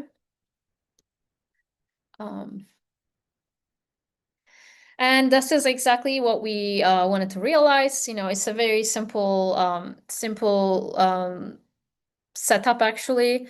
You need to make sure all atoms are placed from each other equally, of course. At least you need to strive for that. And here pictorially, I'm showing, for example, how we expect a defect, meaning like two atoms will have to be in the ground state, for example, and again, it can be in anywhere here. We experimented with like very small number of like the rings. In the first part of the experiment, I forgot to say, but we were experimenting with 28 to 32 number of atoms. The chains did include those many atoms. But here, like, we cannot really push further than 11. And that's partially because of the plate size and how these like the atoms have to be placed from each other like equally. Okay, so... All right, so W state is actually kind of less known than the GHZ state. And I think it might be because GHZ state is probably, at least so far to our knowledge, is metrologically more useful. However, W state is also pretty useful, especially in quantum communication protocols, like when you want to teleport unknown states, or quantum secret sharing, key distribution, also random number generation, and quantum thermodynamics too, and photonic and atomic encoding schemes. Here I'm highlighting 4 works over time, coming from 2004 to all the way to 2015, how people try to realize W states. In the first paper here, this is basically, you can see they are doing the state tomography here, basically. This is for 3-qubit entangled systems, and that's really deterministically creating a maximally entangled 3-qubit states. And specifically, they are creating both GHZ and W states. This particular figure is for the W state, of course. And this is on a trap ion quantum computer. They get like a maximum 83% fidelity here, and they use multiple pulse sequences to be able to do this. The second paper, again, ion traps. These are ions in a linear pole trap, and they have like calcium ions here. Again, the entire system is controlled by laser pulses, and you can see they're again doing a state tomography. Because the system size is small, you can actually do state tomography here. In this particular case, I think largest system size was 8, and the largest fidelity that they get was 72%, basically. So 72% of the time, you know that basically you're getting that entangled state. The third paper is also ion traps. It's like 3 ions in this like kind of linear scheme. And this actually uses the frustration idea. To my knowledge, this is the first the experiment that showed the frustration of the Ising spins can actually give rise to the W type of state, entangled state. And then the fourth, these are all were ion traps, right? So the fourth experiment is actually with Rydberg atom arrays, but it's quite different from what we did. In this particular case, from Mark Huffman's group in Wisconsin, they actually create a W state in a cloud of 10 atoms. So these are not arrays, rather these are cloud of Rydberg atoms.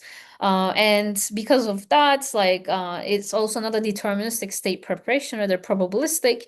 So basically an entangled state with around 82% of the atoms participating in a coherent superposition in this case. And, you know, around 62% basically you have like to create a single excitation in the cloud.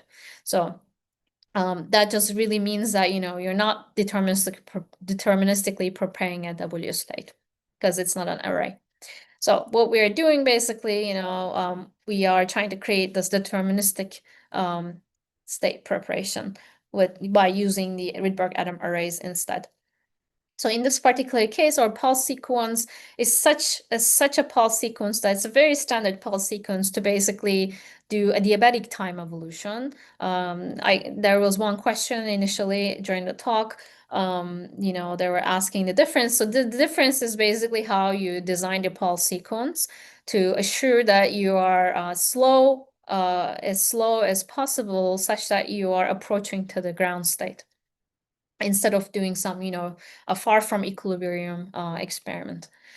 So in this particular case, our numerical simulations are showing that this method, the protocol is actually pretty promising. For particular chain sizes, if we are giving the right amount of time, we should be able to prepare a very good fidelity W state. In fact, the required time scales basically almost like the system size to the 2, like basically quadratically in the system size. So that's kind of like the, you know, the advantage of this particular protocol, and that's really using the frustration physics, right? So we already know that in this particular many-body Hamiltonian, if you can cool down to the ground state, you know that you're going to get this entangled state, okay? And why this is quadratically in L is also related to the fact that how the gap from the many-body ground state to the first excited state is closing. So that gap actually closes. I'm not going to get into the details of this particular physics, but it's actually truly in the thermodynamic limit, it's a gapless phase. That means the gap to the first excited state actually closes as L to the 1 over L to the 2. So with the increasing system size, and that's the reason why this preparation time actually goes as L to the 2, almost L to the 2. Okay, so this experiment is pretty simple, right? First, of course, we want to look at the populations of the prepared states. And those are what you're seeing here right now is like going from 5 to 11 system size of rings. So basically, these are the components of the W states, right? Just one excitation in a sea of zeros, let's say.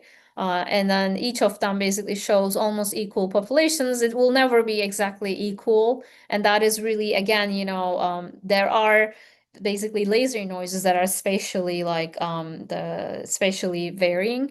So all those actually introducing the, you know, these kind of imperfections to the state prep. This is, even though that's the case, you know, this is a robust population detection. So you can actually shift this ring anywhere in the plate. You will still see the results.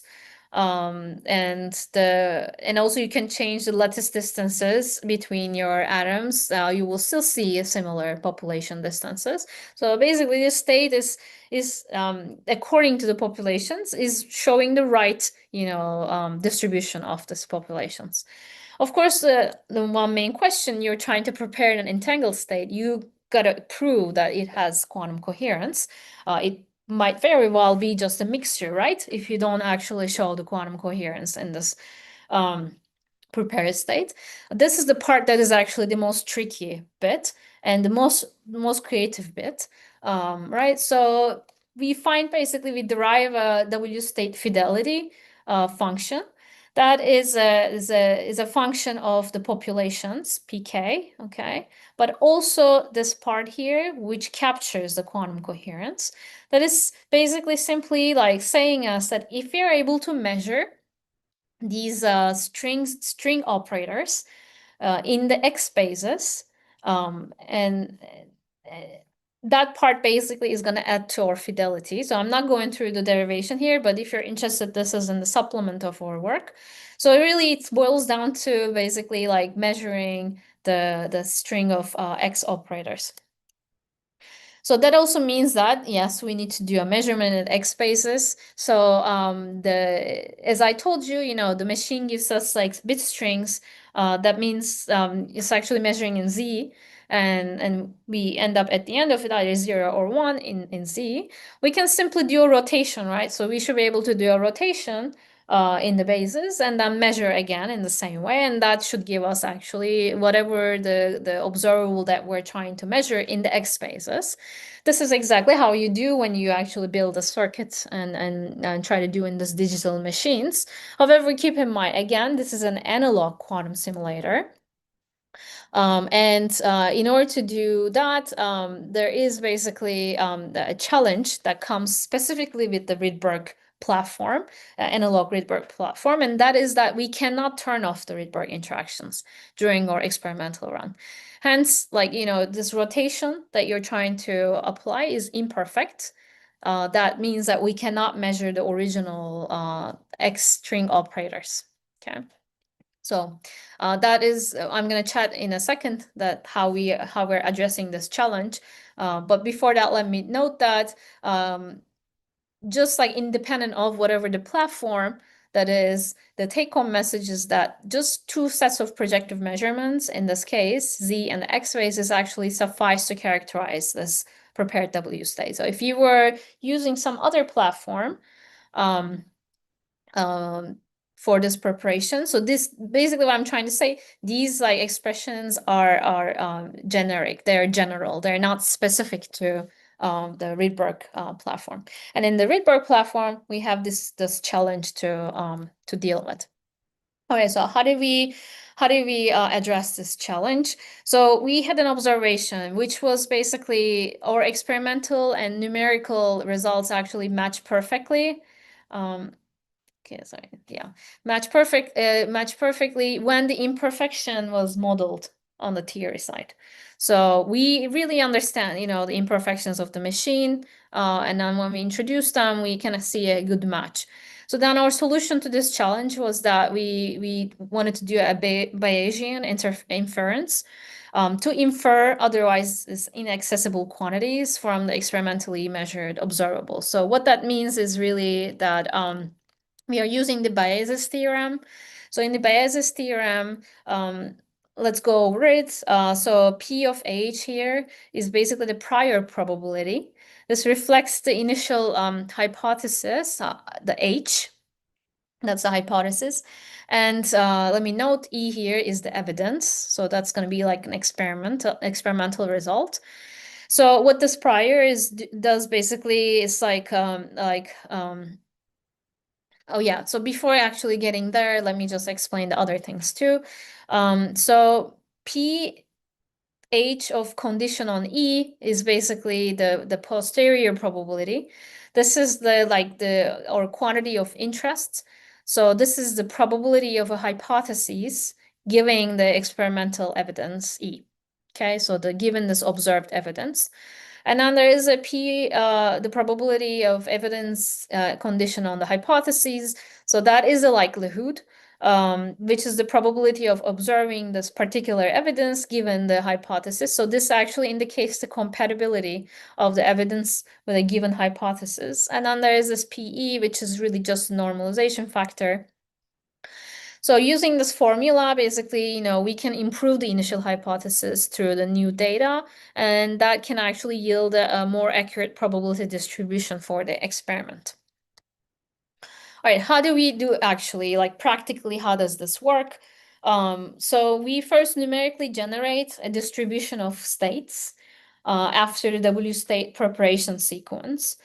So in this numerical generation, we include all the experimental uncertainties that we know, such as atom motion from thermal fluctuations, as we talk in the first part of the talk, the coherence and like readout errors, etc., laser noise, all these things that we know.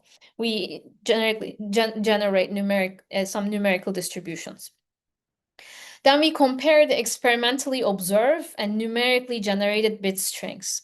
Because, you know, we have two parts to our pulse sequence. The first part generates the states. And if we did measure there, we would be measuring populations.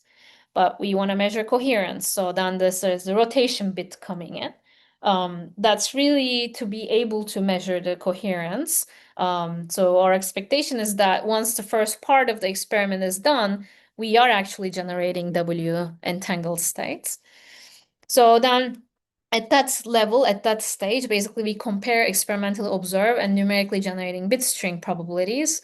And from here, basically we select the optimal parameters and establish the prior distribution. So that's the second, the box here. And then, you know, we use the likelihood now, that is the agreement between experimentally measured and numerically predicted bit string probabilities after rotation.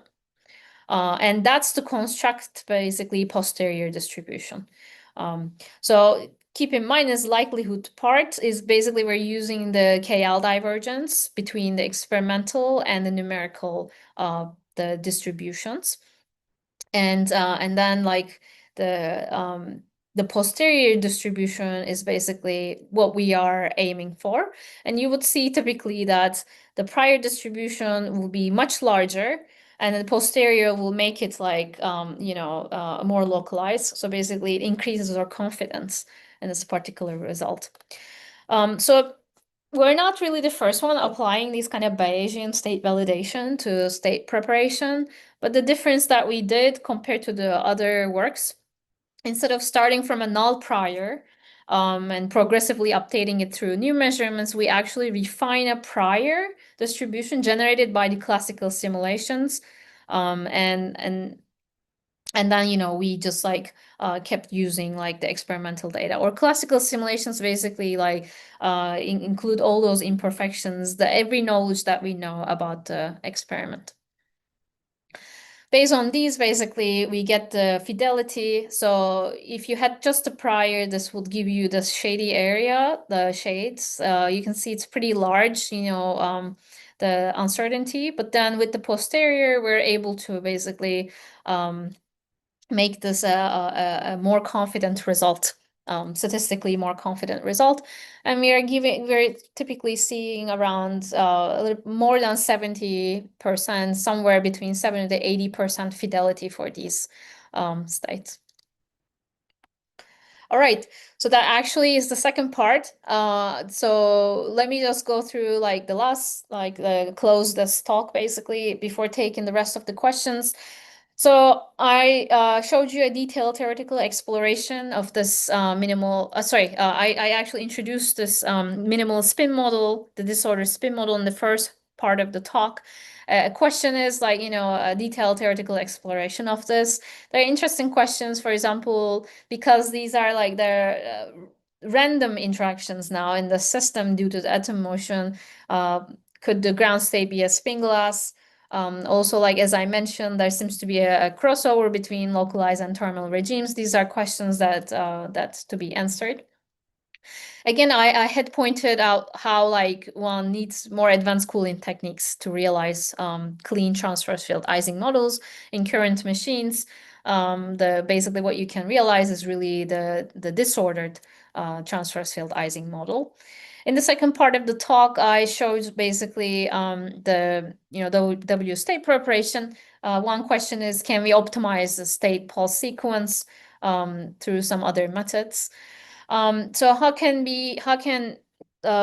we make use of these kind of W states? So these prepared W states can be in combination used with the real-time motion of Rydberg atom arrays.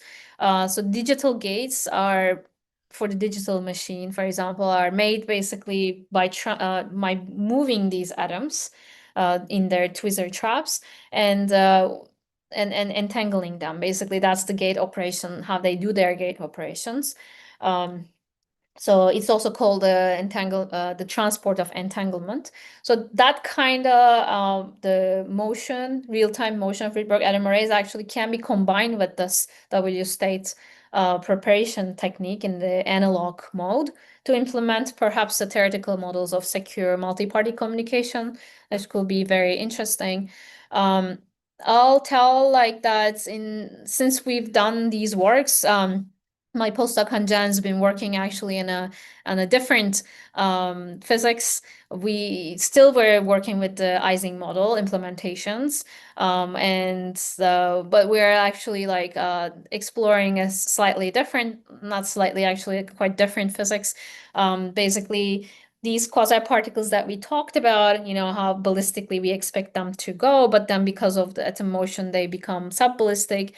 With some tweaks to your Hamiltonian, you can actually put them in a confined potential, which can create confined quasi-particles. Those are called Ising mesons. So it's really an analog physics of, you know, the mesons in the nuclei. But of course, this is in the Ising model. So Hanjan's been basically like doing some experimentation with these meson excitations. There's a particularly elusive meson that we are trying to measure nowadays. Okay, overall, like, you know, my last words is that what I'm observing is the gap between theory and experiment in quantum simulation is actually like narrowing. So that kind of like pushes us, the theorists, to start putting quantum simulation as a tool into our toolbox. And thank you very much for your attention. And I'm happy to take any other questions.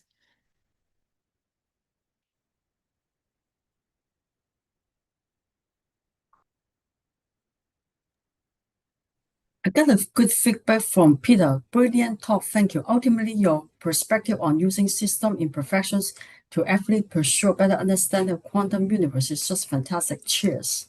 Thank you.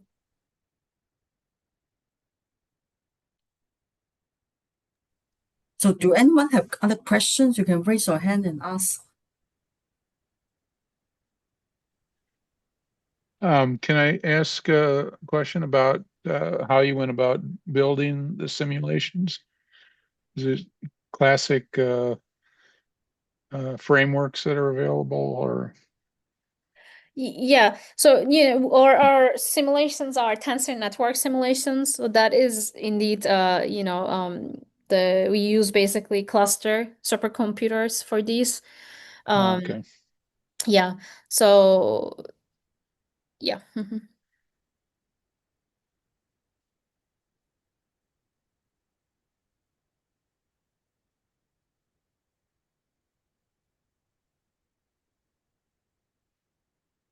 Dr. Jing has a question.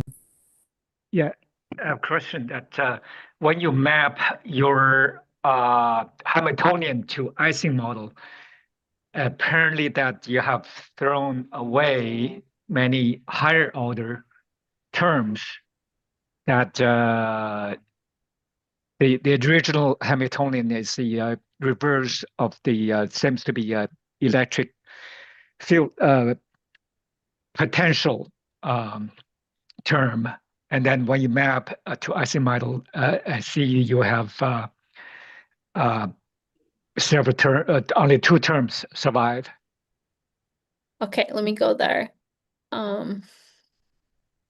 Yeah, so you're talking about this part here. Yes. Oh, you're talking about perhaps why we include just the nearest neighbor and the next nearest neighbor interactions?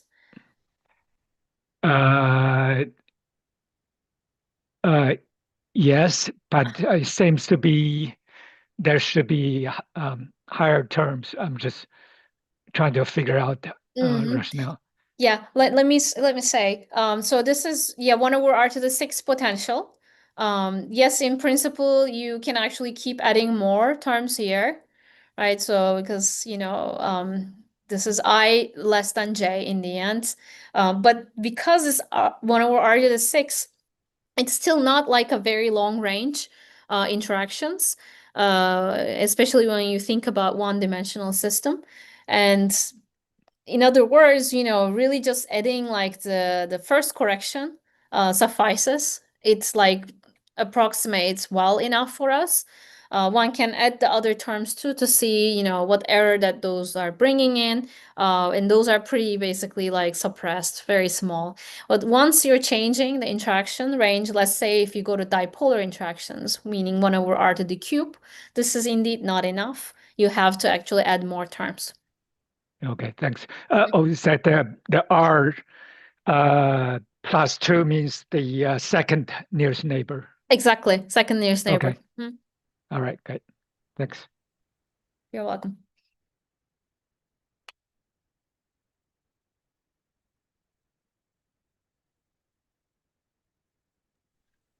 If I want to just clarify something about the GHZ state that you displayed.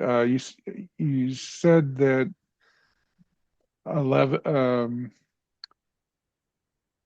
or actually in the W state, 11 was like the maximum size ring, Yes. and that's because it wouldn't fit in the chamber, that the Yeah. spacing was such. So here's the thing. There is a plate where they can actually move the atoms.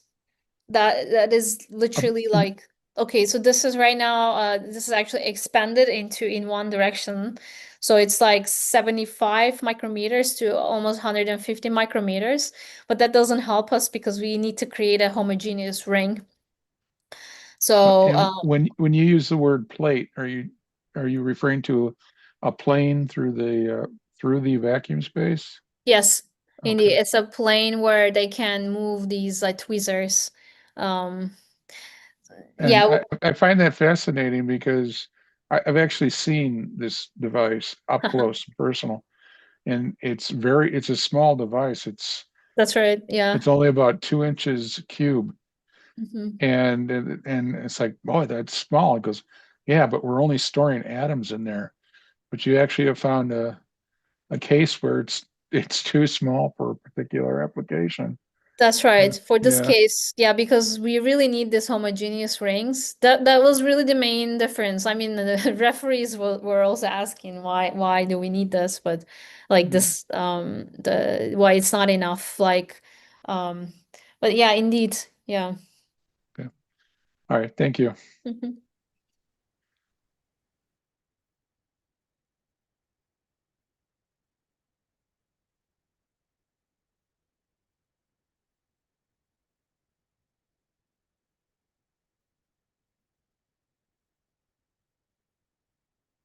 Also, let me note that, there are the experimental groups where they can actually create larger homogeneous rings. And again, that depends on their setup.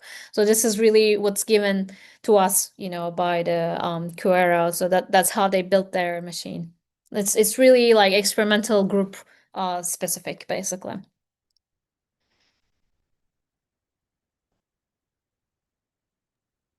Yeah, it's all just amazing technology. I agree. Yeah. My friend Yuval treated me to a tour of their facility back in 2024, and I actually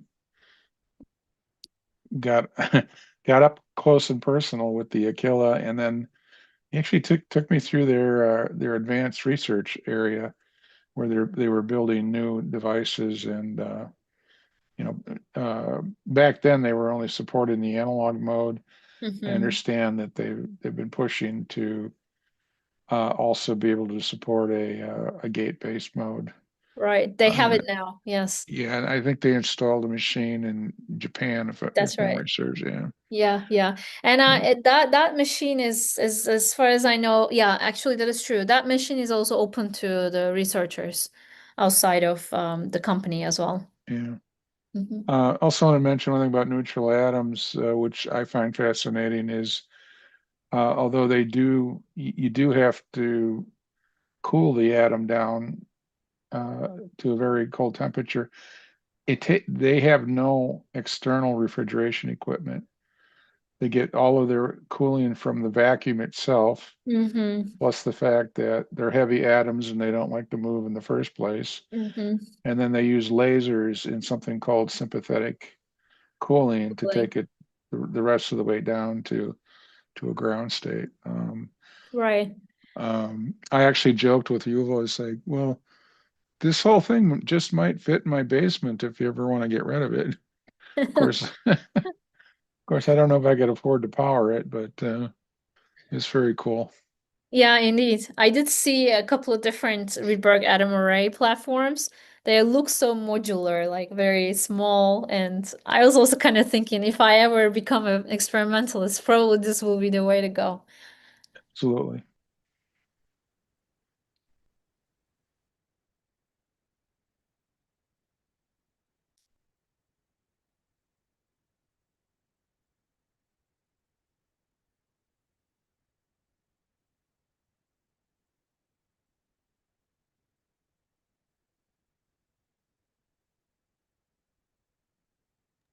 Hey, Terry, you just post something. Do you have anything to say? You're asking me? Terry, Okay. Oh, no, I'll just say, Dr. Dag, really good talk. I appreciate the, Thank you. I just like the direction this is going. This I think will be powerful. I agree. Yes. Quantum simulation is very promising. Yeah. Yeah, I agree too. I think I'm going to need to nominate this talk to be at least in the top 10 for this group for the year. Thank you very much. Very, very, very insightful. Thanks. Thank you.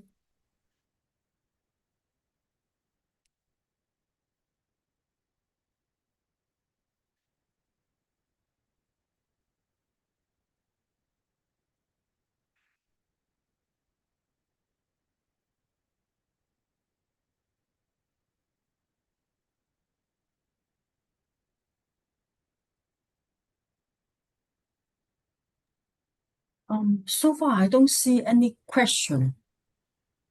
So do anyone have any question?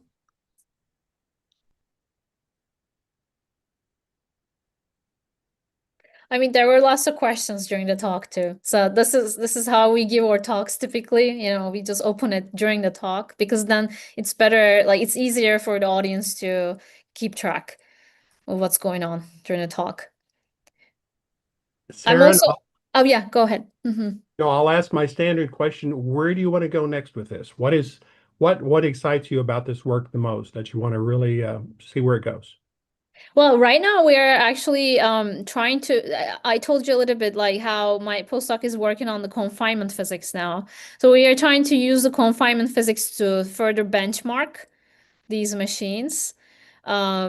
The way that I am really seeing, like, because I'm also involved with other platforms, hardware and quantum simulation, the way that I see quantum simulation is like, you know, really like, can we discover actually new physics with quantum simulation? That still requires like some steps. Eventually, I think this is probably a physicist's dream, that, can we simulate quantum materials with these devices? Because, it's like, this is what like Misha says, like, we know how to make these things. This is like kind of bottom-up process, right? So we know how to put them together and you're trying to make a complex physics out of this. But at the other side, there's very interesting physics already going on in the materials, in condensed matter physics, which we try to understand kind of from the top to bottom approach, right? We have some experimental results coming from some material. It gives rise to very interesting phase diagrams, very interesting phases. So then it becomes like, kind of the promise and the interest of quantum simulation is how much can we simulate the physics over there and hence understand better actually. You mentioned the phrase new physics. Could you elaborate even a little bit on what you mean by new physics? Yeah, so I mean, I guess like the one thing is that when we look at the nature, right? The new physics for us is like something that is beyond what we can already like understand with our modeling and theories. Typically, this is basically typically motivated by the more experiments in the condensed matter, solid state, at least in that area. Of course, there's also the particle physics aspect of this, etc., which is also getting into quantum simulation too. We see more and more like the quantum simulation of the concepts in the high energy physics. So then basically, that's where the new physics really comes out. And one question is like, can you also use quantum simulators somehow, like, tap into this new physics? I find that intriguing in part because I'm very much a fan of bottom-up approaches to physics, where condensed matter physics should be given a higher priority than it is. It's very easy to take a top-down approach and just say, everything you do is inside that framework. How about the other way around a little bit and say like, well, let's see what we can find in these incredibly complex interactions. I mean, they still haven't explained high temperature superconducting to the degree of getting a Nobel Prize. That's telling us that we don't really know what's going on in that stuff. Yeah, there are many competing theories, right? Like in those like decades old questions of condensed matter physics. And I mean, this is actually one like direction in quantum simulation. Some colleagues are following basically how much can we learn about these high TC superconductivity and mechanisms with the quantum simulation platforms. That's one of the reasons why like experimentalists in this area are also pushing to cool down further, right? Try to bring the temperature down such that you can touch the dome, superconducting dome in the cuprate, the phase diagram. So yeah, I think quantum simulation can be pretty useful with more and more the more and more experimental capabilities and technologies. That would be amazing, touching the cuprate level of complexity and getting some really better understandings of what's going on there, because we're still just dealing with approximations, which is partly why it hasn't really ever been resolved. But right, the very existence of that mystery is it tells us something about what we don't know. Right. Yeah. It's yeah, like it can be indeed like used as like to learn more about that physics. Yeah, okay. I got a question from Peter. Any thoughts on FPGA-based simulators? FPGA based, okay. I mean, that's something that I remember from my the undergrad times, because I was an also electronics engineering major. So this is definitely a question for the experimentalist. I know that they are using FPGAs, but I don't have any like specific information about that.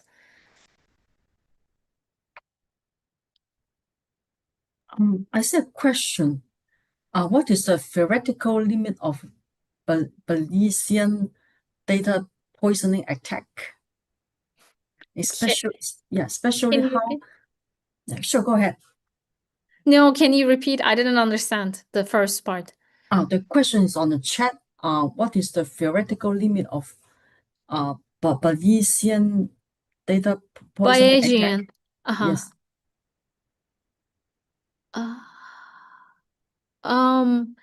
Okay, so I'm not sure what data poisoning attack is, but maybe I can just very quickly say this Bayesian approach that we applied for the entanglement state inference, basically, not preparation. It's really about the inference. It really depends on basically how well we understand the hardware. So I would say if we don't know really like the origins of the imperfections, it's gonna affect it negatively, because that's how we're feeding our prior. Yeah.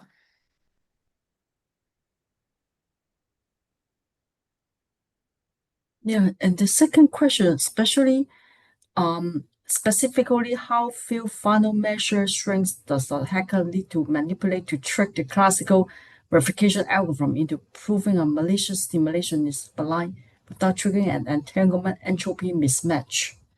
How few Or maybe, final- yeah, maybe can Pajata unmute and ask a question online and clarify?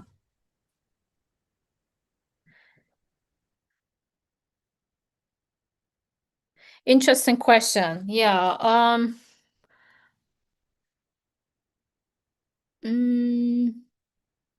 That's something that I never thought about. I am not in this area of the of these kind of like cryptography questions. I have to think about this. So basically, how few final measurement strings does a hacker need to manipulate?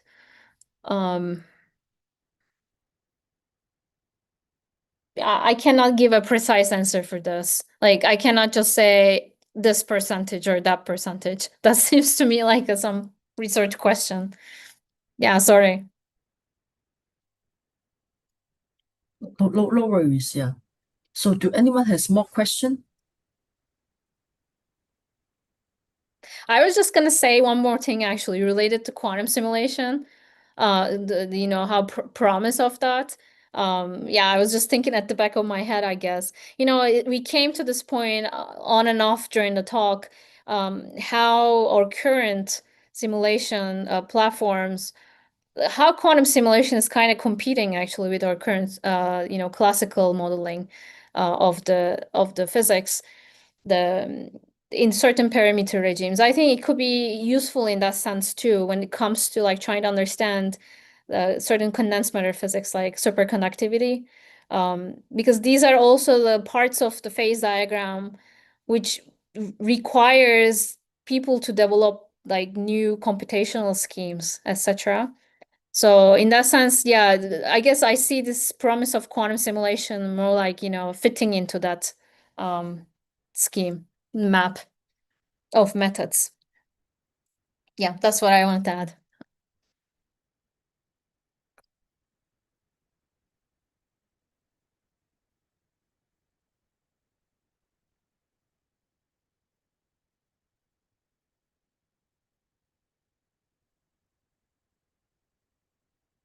Terry, any comment on Feynman's early paper on quantum simulation? Yeah, I guess we've been following that. It's no, it's a reality. That was very much my impression, and one of the things I liked about it, because so much of quantum computing has not really tracked well with Feynman's version of it, which was quite different from some of the other versions. And I think that's one of the reasons why I really resonate with your talk, is it just seems like you're taking Feynman's very interesting ideas and also very deeply physics-based. He didn't fly off in wild directions. He said, here's a situation, here's what we could possibly do. And this is one of the first talks where I really feel like somebody like you guys are digging into that. So that's I'm glad my impression was correct, because it felt that way, and it shows. And you know, it's hard to go wrong following Feynman and some of his insights about That the is world. true. Yes. Really, that is an amazing person in terms of and how ferociously he stuck to the physics. He never would go off in these tangential interpretations. He always would say point blank, what's the data say? How do we understand the data? So it's a great insights that he provides. Right. I agree. Totally agree. I mean, you know, from very young age, we start studying like his theories and his books. So we're kind of trained basically by his ideas. So Excellent. Very good talk. Thank you. thank you.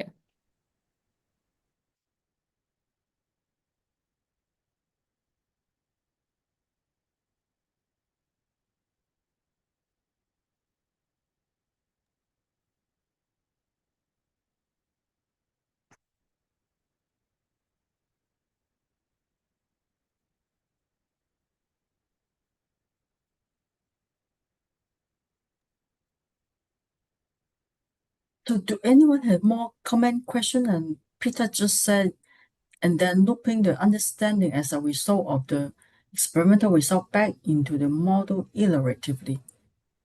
Yeah, I think one can see it that way indeed. We kind of did follow that kind of iterative process in the first part of the talk. And we do see that in our research too, we would add what we understand about it. And most of the time it doesn't explain experimental results.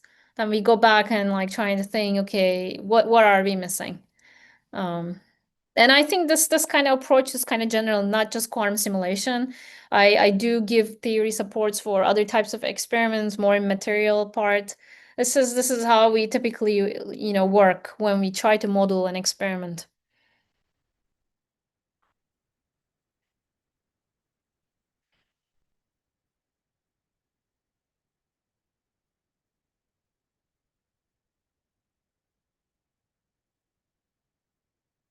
Let me also note that like there are actually quantum simulations now of like like molecules, for example, and complex molecules too. More like the chemistry problems as well. So these are really those complex problems, very like in its essence many-body problems, and indeed quantum simulation is kind of like important to be able to solve these, especially as the problem gets more and more complex.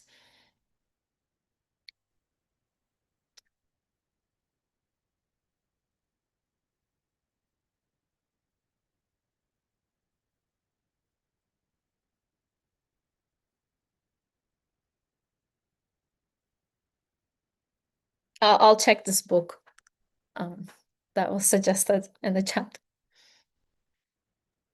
Oh yeah, I can send you the chat history. Yeah.